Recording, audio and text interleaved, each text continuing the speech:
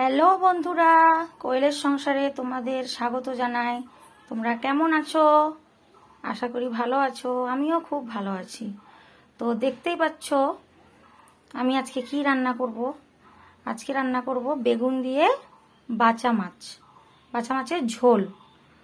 তো এখন এই মাছটা ভালো মতো ধুয়ে রাখছি। এই মাছের মধ্যে দিয়ে দেব হলুদ লবণ দিয়ে আমি মাছটা ভালো করে মাখিয়ে নেব।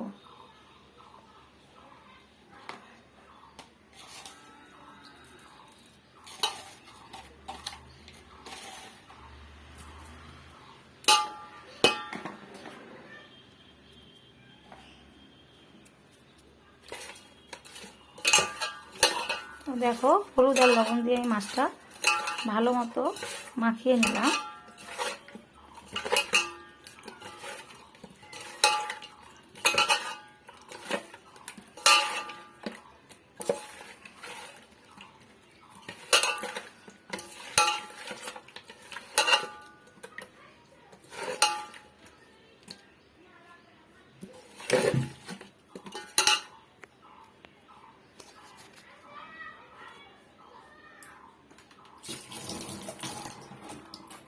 তো আর লাগছে লম্বা লম্বা করে কেটে রাখা বেগুন, আর লাগছে জিরে বাটা আর লঙ্কা বাটা। কড়াইয়ের মধ্যে দিয়ে দিয়েছি তেল। তেলটা গরম হলে আমি মাছটা হালকা করে ভেজে নেব।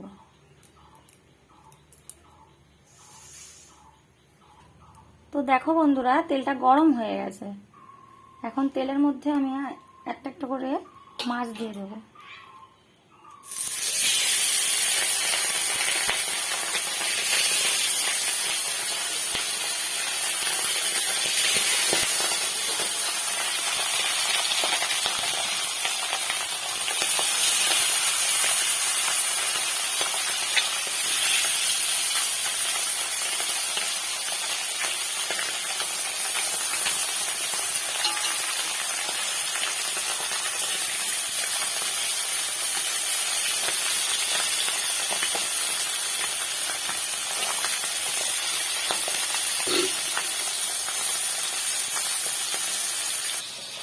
দেখো বন্ধুরা, আমি একবার মাছগুলো ভেজে উঠিয়ে রেখেছি। এই যে এভাবে ভাজতে হবে, খুব বেশি ভাজাও হবে না, একদম অল্প ভাজতে হবে, না হলে কিন্তু মাছের ঝোলে পাওয়া যাবে না।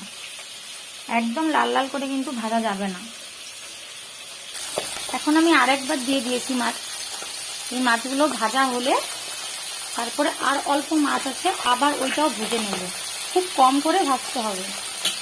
এই মাছ কিন্তু বেশি ভাজা যায় না, বেশি ভাজলে এটা টেস্ট থাকে না।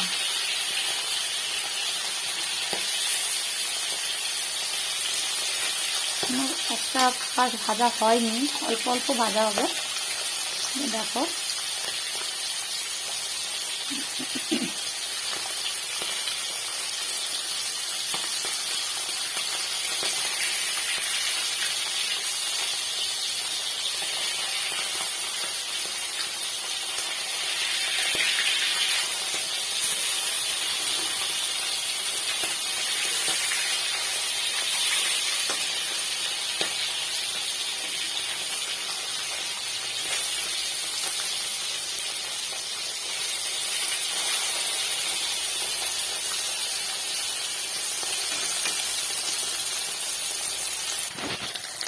তো দেখো মাছটা ভাজা হয়ে গেছে। এখন মাছগুলো আমি নামিয়ে নেব। দেখো বন্ধুরা, সব মাছগুলো আমার হালকা করে ভাজা হয়ে গেছে। এখন আমি মাছের ঝোলটা কিভাবে বানাবো চলো তোমাদেরকে দেখিয়ে দিই। কড়াইয়ের মধ্যে তো তেল আছেই, আর তেল দিতে হয়নি। এখন কড়াইয়ের মধ্যে ফোড়নের জন্য দিয়ে দেব একটা তেজপাতা আর অল্প একটু গোটা জিরে।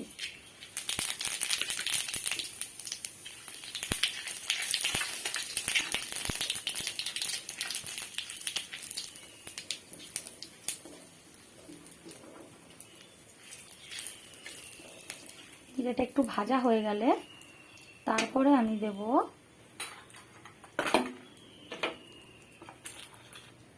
এই যে বেটে রাখা লঙ্কা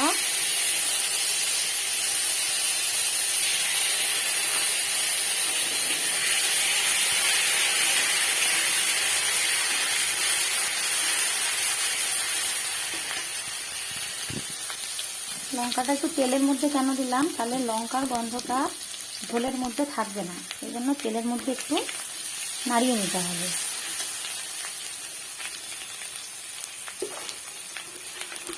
লঙ্কার মধ্যেই আমি একটু দিয়ে দেবো অল্প করে চিনি।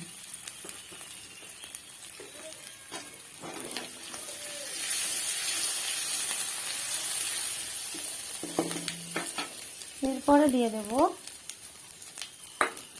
জিরে বাটা।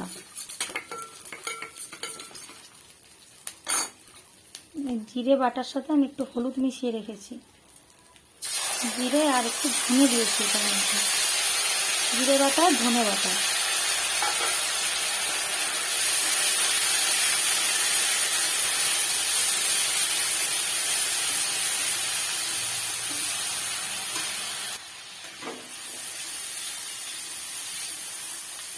তো এই মশলাটার মধ্যে তো আমি হলুদ আগেই দিয়ে রেখেছি, তাই জন্য আর হলুদ দেব না। এর মধ্যে এখন দিয়ে দেব কেটে রাখা বেগুন। বেগুন আমি আলাদা করে ভাজবো না, এই মশলার সাথেই ভাজা হয়ে যাবে। তো মশলাটা পুড়ে যেতে পারে, এই জন্য আমি দিয়ে দেব অল্প করে জল।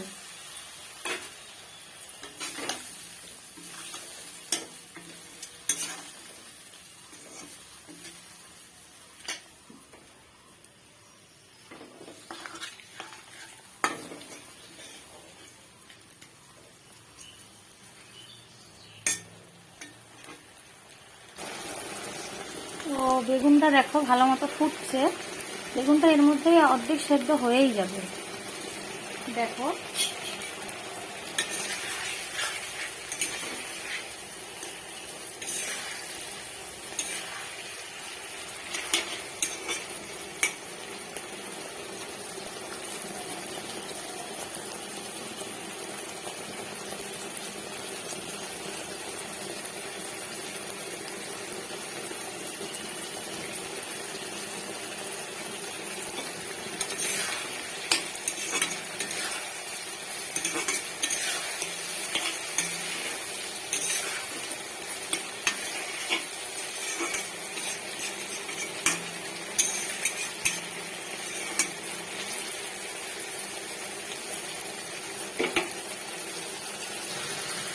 এখন দেখো তেলটা ছেড়ে এসেছে।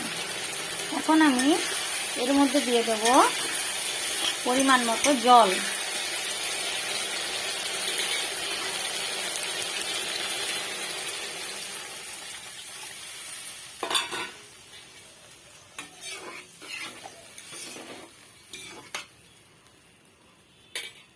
এখন এর মধ্যে অল্প একটু দিয়ে দেব লবণ।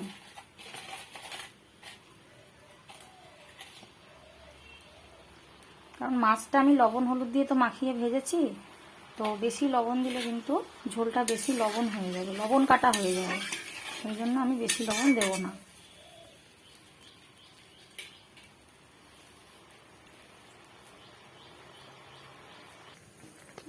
দেখো ঝোলটা দেখো ফুটে এসেছে। এখন আমি এর মধ্যে ভেজে রাখা মাছগুলো একটা একটা করে দিয়ে দেবো।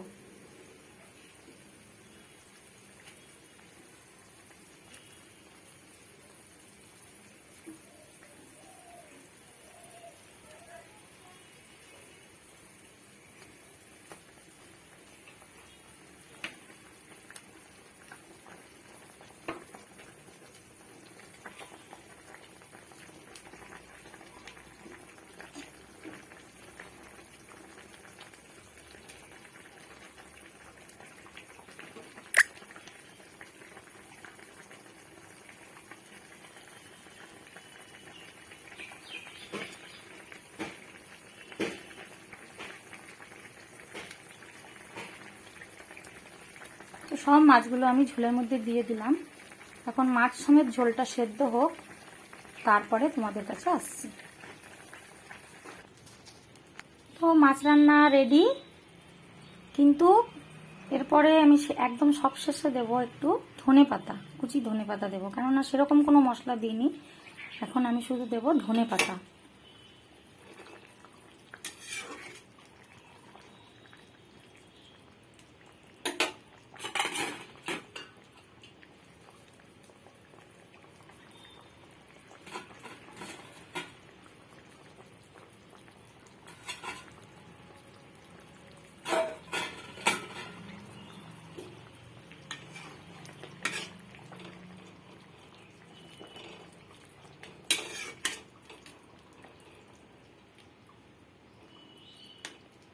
ধনে পাতাটাকে আমি ঝোলের সাথে মিশিয়ে দেবো।